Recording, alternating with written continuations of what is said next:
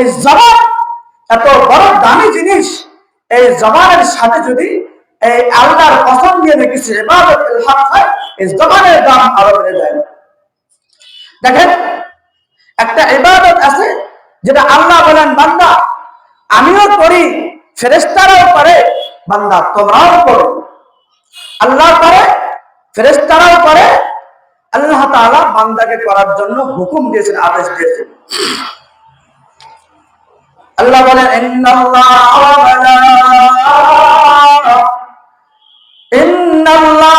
মালাইকাতাহু ইউসাল্লুনা আলান নবী ইয়া আইয়ুহাল্লাযীনা আমানু সাল্লু আলাইহি ওয়া সাল্লিমু তাসলিমা।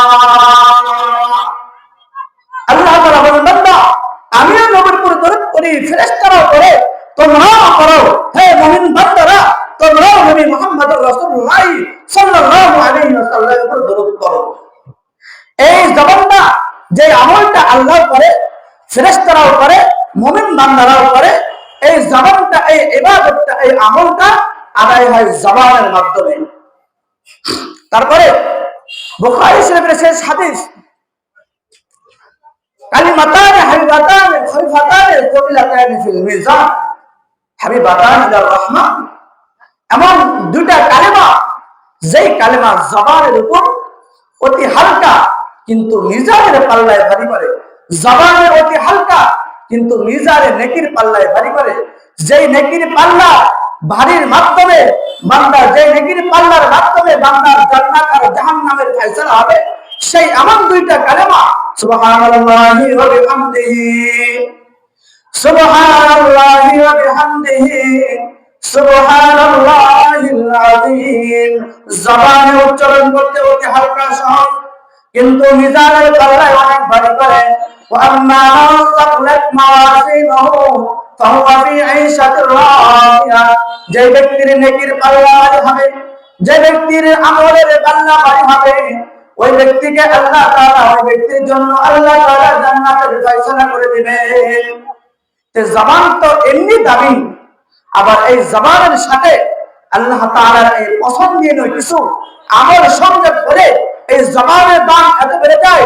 আল্লাহ বলেন তখন ওই জবানের দাম আমি আল্লাহর কাছে এত বেশি দামি হয়ে যায়, ওই জবান দ্বারা আমার কাছে বান্দা কোনো জিনিস চাইতে দেরি করে, আমি মহান আল্লাহ তাআলা ওই বান্দাকে দিতে দেরি করি না। সুবহানাল্লাহ। এজন্য বান্দাকে এই জবান এত বড় নিয়ামত দিয়েছে। এজন্য এই জবান যত বড় দামি, আবার এই জবানের দ্বারা হাদিস শরীফে আছে জিনমুহু সাগীর জুনমুহু কাবীর, জবানটা বড় ছোট কিন্তু এর অপরাধ বড় বড়, এর অপরাধ বড় বড়। যে জিনিসের দাম দামি হয়, ওই জিনিস নষ্ট হলে আর কোনো ব্যবহার করার কোনো সুযোগ থাকে না। এজন্য জবানটা যখন কোনো কথা বলবো হিসাব করে বলবো, যদি জবান দিয়ে কোনো কথা বের হয়ে যায় সেটাকে আর দ্বিতীয়বার ফিরে নেওয়া সম্ভব হয় না। এজন্য জবানটাকে আমি আপনি ভালো কাজে খাটাইবো, আল্লাহ তাআলার যে পছন্দের আমলগুলো আছে সেই আমলের পিছনে খাটাবো, সেই আমলগুলো জবান দ্বারা করবো।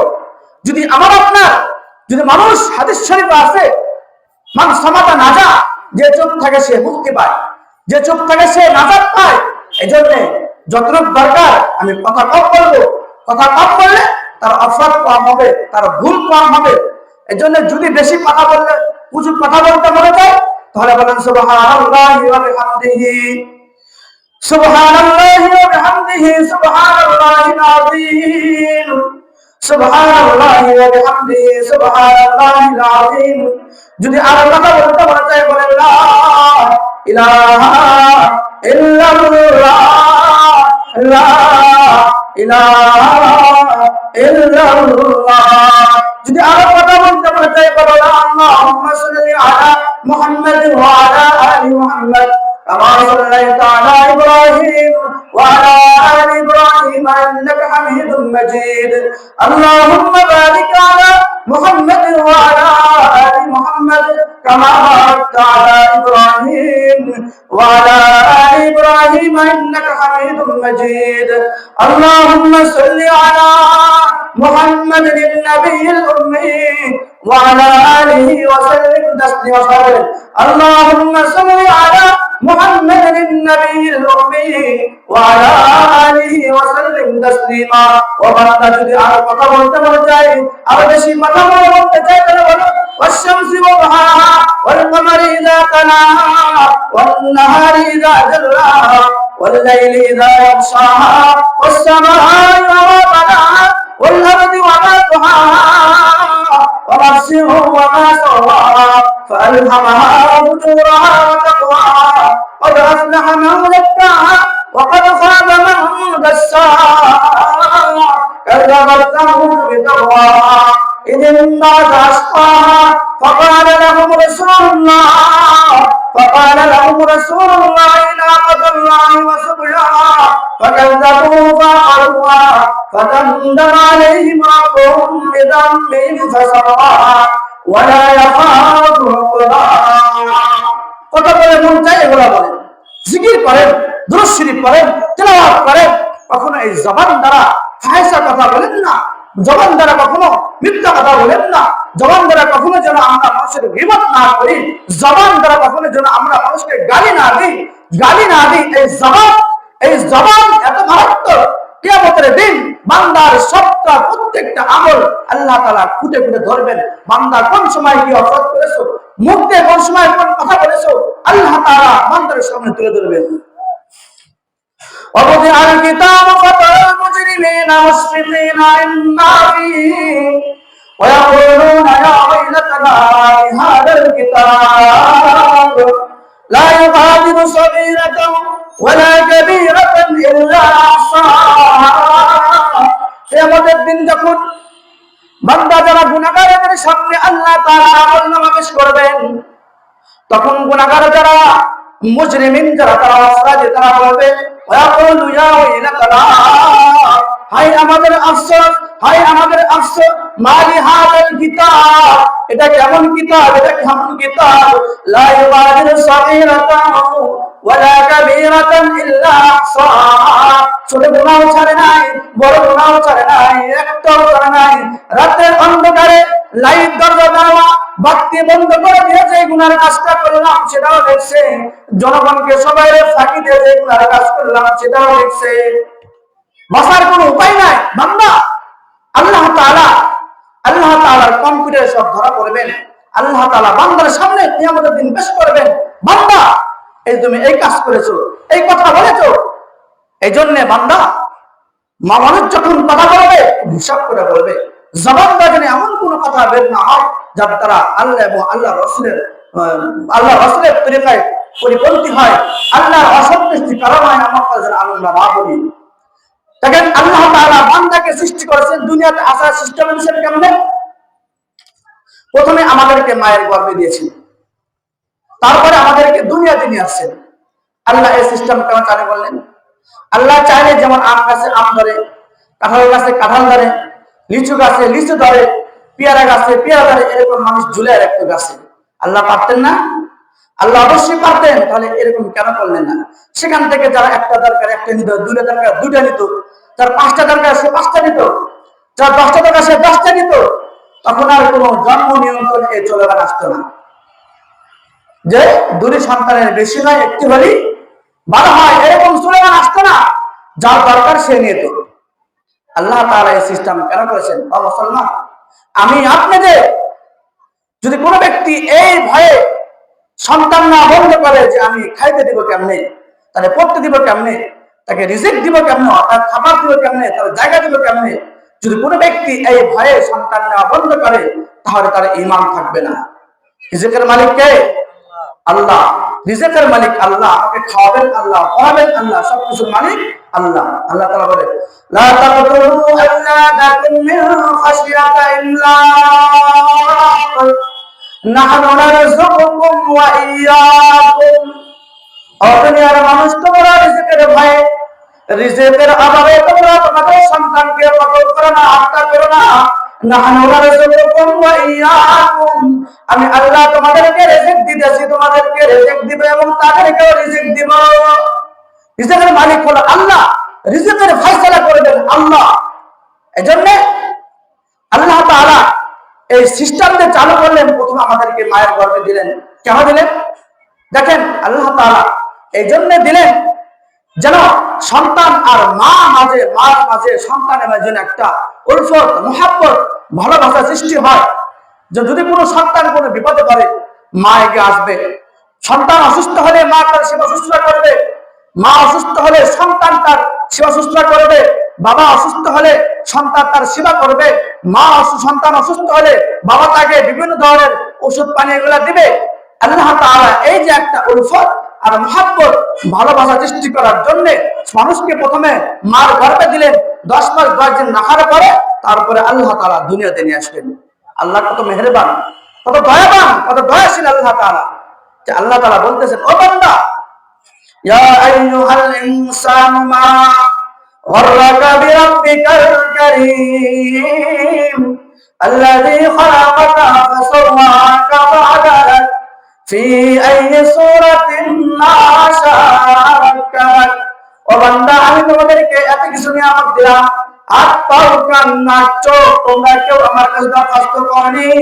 আমি আল্লাহ তোমাদেরকে আমার ইচ্ছা মতো দিলাম, তারপর কোন জিনিসে তোমাদেরকে আমি আল্লাহর গোলামি, আমি আল্লাহর দাসত্ব থেকে দূরে রাখলো? কোন জিনিসে আল্লাহ এত এত নিয়ামত দিলেন, এত নিয়ামত দিয়ে আল্লাহ তাআলা ভরপুর করে দিলেন, এরপরেও কোন জিনিসে তোমাদেরকে আমি আল্লাহর গোলামি, আমি আল্লাহর দাসত্ব থেকে দূরে রাখলো? সেটা হলো দুনিয়ার মহাব্বত। দুনিয়ার মহাব্বত আর দুনিয়ার ভালোবাসা হলো মানুষকে আল্লাহর ইবাদত থেকে, আল্লাহর দাসত্ব থেকে দূরে রাখছে। এজন্য দুনিয়ার মহাব্বত থাকতে হবে। দুনিয়া, এই যে দুনিয়ার পিছনে আমরা কত কষ্ট করি, মাথার ঘাম পায়ে ফেলি, 24টা ঘন্টা দুনিয়ার পিছনে দৌড়াই, দুনিয়ার পিছনে দৌড়াই, দিনে রাতে শুধু আল্লাহ তাআলা বলেন, বান্দা আমাকে 5 বার সময় দেবা, 5 বার দিনে 1 ঘন্টা অথবা 1.5 ঘন্টা আমাকে দিবা।